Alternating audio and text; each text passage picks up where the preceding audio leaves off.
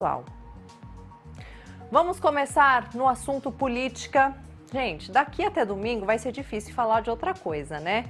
Então a gente vai conversar agora por videochamada com o deputado federal Carlos Jordi, do PL do Rio de Janeiro. Deputado, muito obrigada por nos atender. Seja bem-vindo ao Boletim Metrópolis. Olá, Larissa, a todos que nos acompanham aí através da internet, no Metrópolis. Um prazer poder falar com vocês. Prazer é nosso, deputado. Vamos lá, então. Conta pra gente como que está o clima na campanha do presidente Bolsonaro para o debate de logo mais na Rede Globo.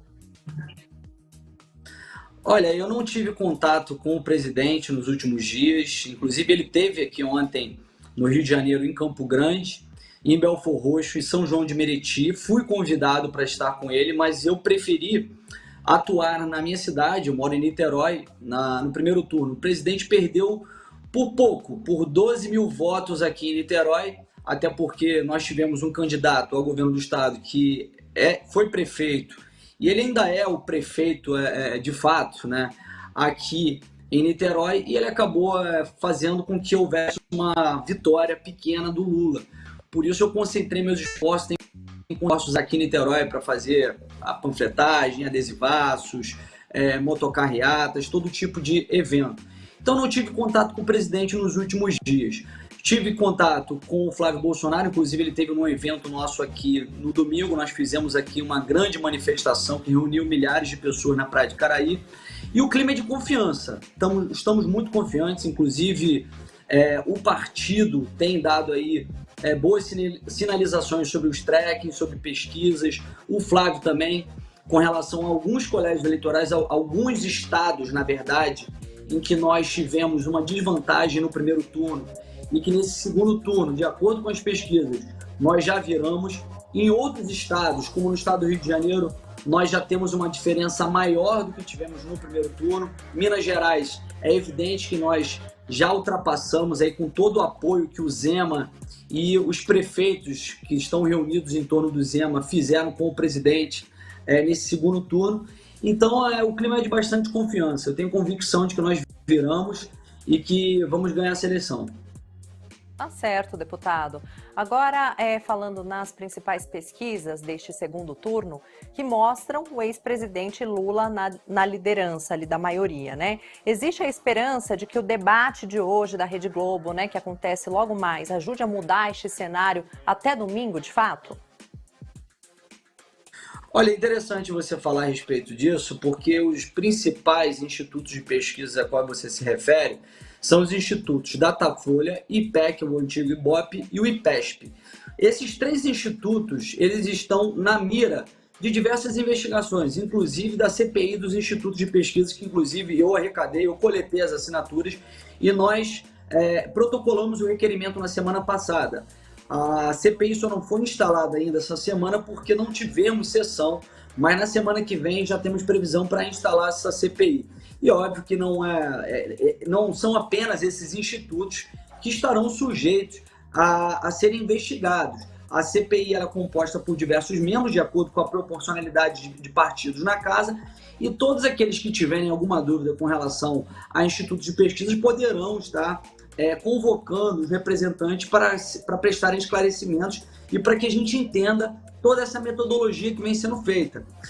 O Instituto Datafolha, o IPEC e o IPESP, é engraçado que os três eles vinham dando uma margem muito grande de diferença do Lula para o Bolsonaro no primeiro turno. Inclusive, no final do primeiro turno, a diferença entre eles era de 14%, com possibilidade do ex-presidiário ganhar no primeiro turno.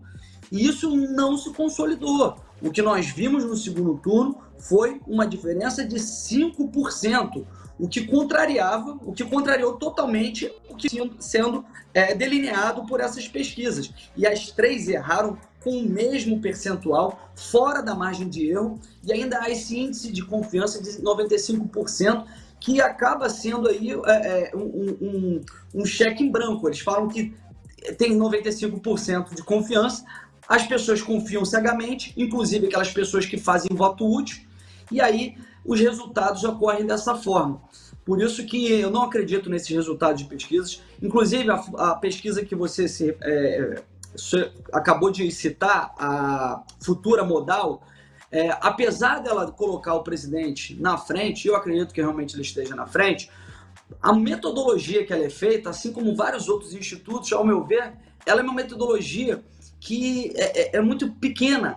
A amostragem de 2.000 pessoas num país que nós temos 220 milhões de pessoas e que cada estado tem a sua peculiaridade, tem as suas particularidades, pesquisa não pode ser feita dessa forma. Por isso que nós queremos uma CPI para investigar se há fraude, se há equívoco, se a metodologia está correta. Muitos desses institutos falam que fizeram com 3.000 entrevistas em 180 municípios. Nós temos no Brasil 5.546 municípios. Quais são esses municípios? Queremos saber quais são os municípios que têm sido selecionados, qual é o critério para a escolha. Porque, às vezes, os municípios que são selecionados são aqueles que têm uma maior tendência do eleitorado para o PT, por exemplo. Por isso que, assim, eu não acredito nessas pesquisas. Eu acredito que esse debate de hoje vai ser muito importante, porque o presidente Bolsonaro se saiu muito bem no debate da Band e acabou tendo uma inclinação do eleitor indeciso, que viu um presidente comedido, sereno, explicando tudo aquilo que era questionado, falando sobre o seu plano de governo e também falando de todas as corrupções, todos os casos de corrupções que foram cometidos pelo PT. Sim, deputado.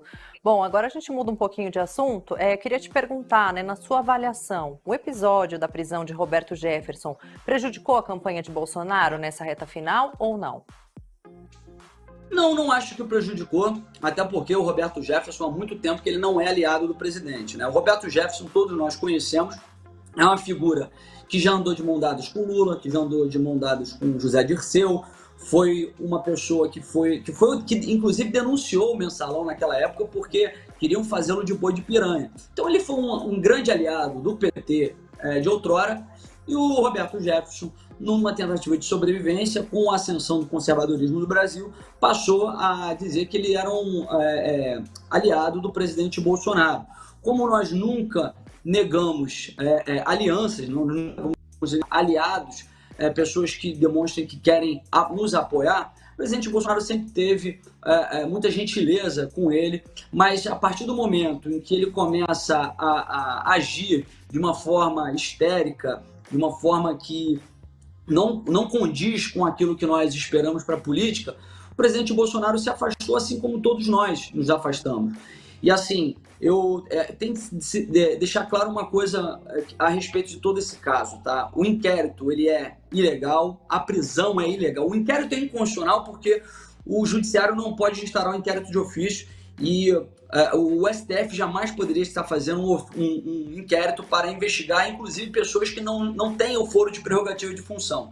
A prisão, ela foi ilegal, a prisão do Roberto Jefferson, mas é fato que ele cagou no pau, ele não poderia ter feito aquilo. Se ele diz que ele é aliado do presidente, que ele não é, faltando uma semana da eleição, é muita irresponsabilidade fazer isso com um momento tão crucial para o Brasil. Mas vale destacar que desde quando ele foi preso, ele já tinha feito uma carta criticando o presidente, falando que não tinha relação mais com o presidente Bolsonaro, inclusive representou contra ele no Supremo Tribunal Militar. Sim, deputado. Agora, para a gente finalizar o nosso bate-papo aqui, em caso de uma eventual vitória de Lula no domingo, como que o PL deve trabalhar dentro da Câmara? Existe uma possibilidade de racha na legenda, já que nem todos os eleitos ali são bolsonaristas? Não, eu não acredito, porque a maioria do PL hoje ela é conservadora, ela é de aliados do presidente Bolsonaro. Existem alguns que, obviamente, já estavam no partido e que têm uma relação mais, digamos, pragmática da política, mas hoje o PL tem um formato que ele acaba tendo uma essência extremamente conservadora. E hoje eu tenho certeza que o nosso partido será um partido conservador, base do presidente Bolsonaro, e vamos supor, num cenário hipotético em que o Lula ganhasse, seria o maior partido de oposição no país. Mas não há essa possibilidade. Já conversei até mesmo com algumas pessoas, como, por exemplo, o deputado Altineu, que é um feroz opositor do PT, de toda a sua corrupção, até pelo que eles fizeram aqui no Comperj de Itaboraí, e que ele presenciou, viu de perto, e não há essa possibilidade nós estamos aí firmes e fortes para defender os princípios inegociáveis de Deus, pátria, família e liberdade, que não são os princípios que o PT defende, que todo mundo sabe que eles defendem tudo que há de pior, que é aborto, legalização de drogas, ideologia de gênero e a corrupção como um projeto de poder. Tá certo. Conversamos com Carlos Jordi, deputado federal. Muito obrigada aqui pela presença no Boletim Metrópolis. Até a próxima, deputado. Eu que agradeço, Larissa. Boa sorte para nós. Tenhamos uma eleição aí democrática, republicana, com menos ataques sujos como vem acontecendo por parte do outro lado. E eu tenho certeza que sairemos vencedores. Um abraço.